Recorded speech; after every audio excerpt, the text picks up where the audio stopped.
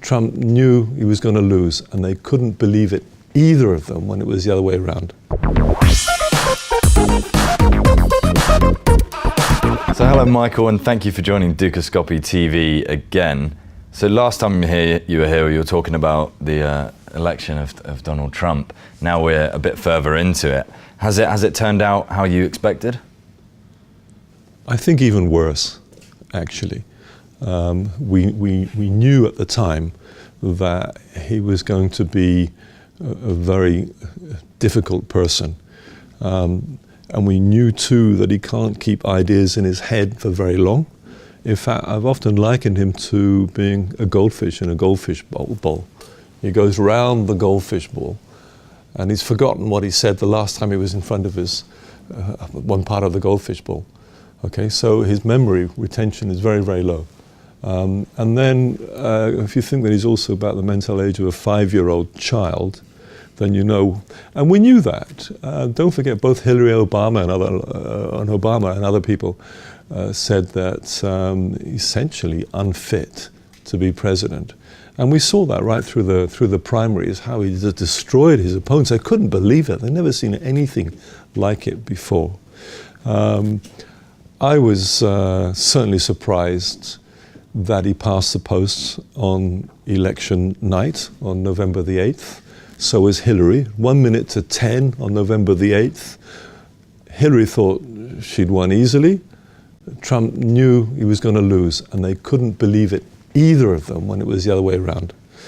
So that raised suspicions. So what do you think is going to happen next? What's next? Well, let me just go back to the other one I was saying is that I wrote probably one of the first stories on the hacking of the election on election day, and I think the election was hacked.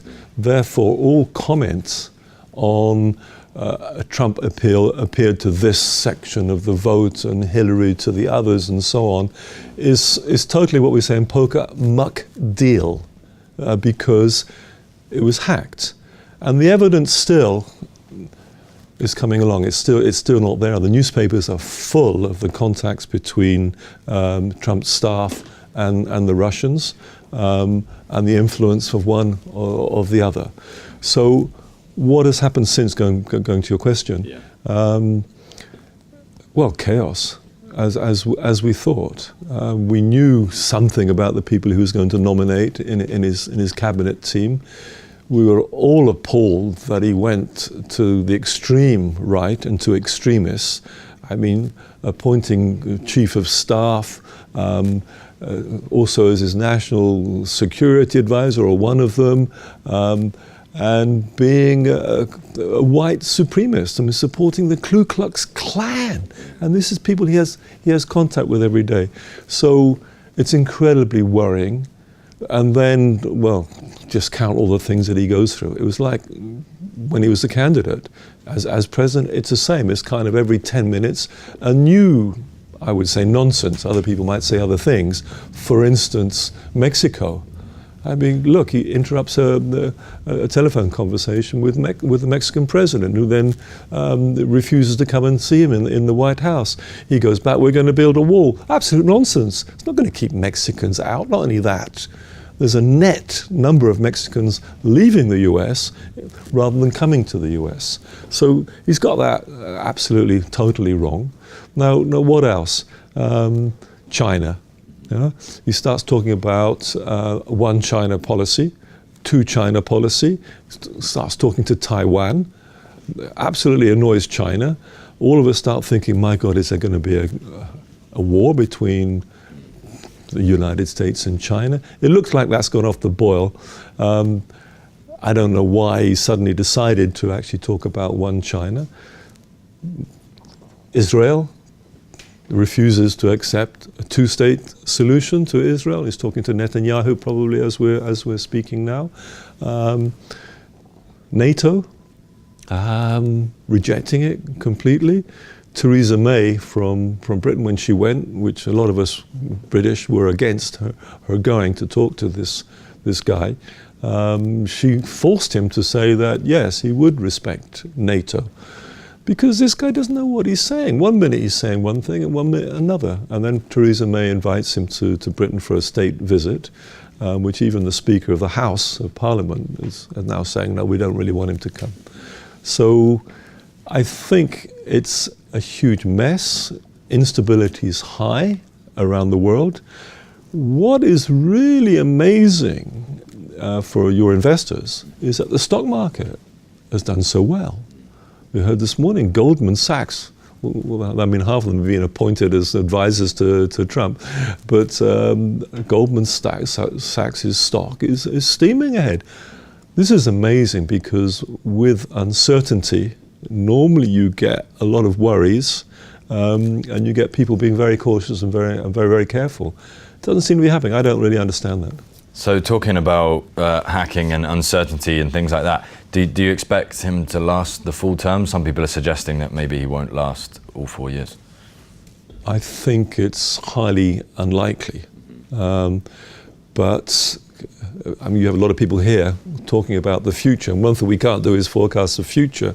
I think I just don't see him lasting 2 years maximum.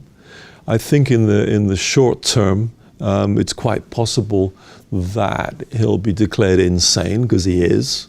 And because of his ego, he would hate that. He likes people to love him. Look at his place where he lives. He loves it, look.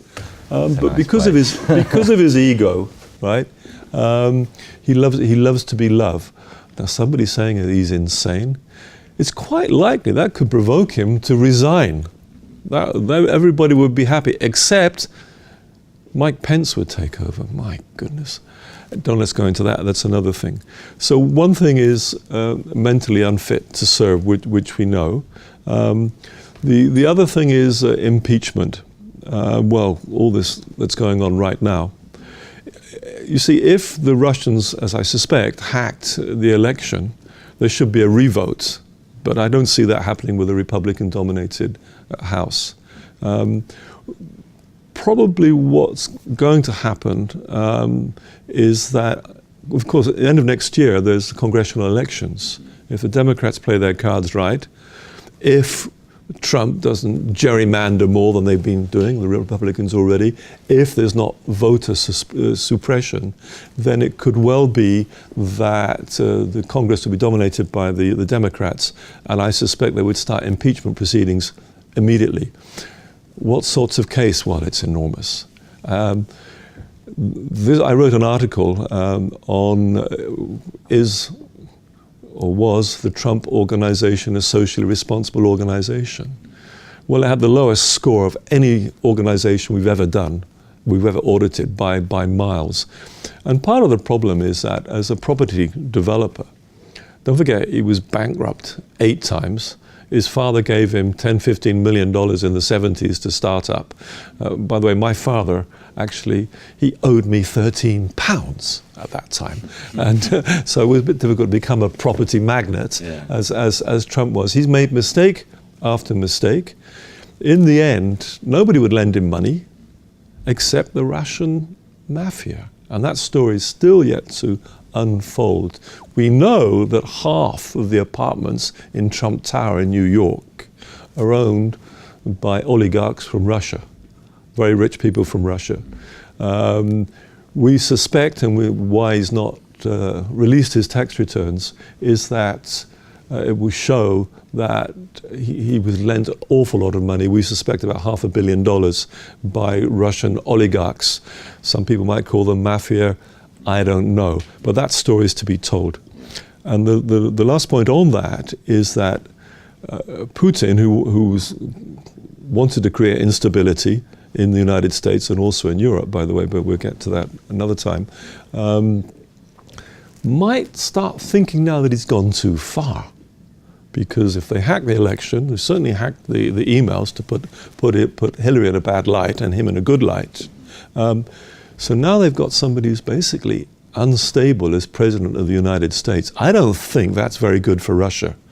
And I suspect they might be rethinking their strategy. You might start seeing leaks coming out of Russia about Trump's business connections. And we've seen one with Michael Flynn, wonder where that information came from. They said it was the secret services in the United States.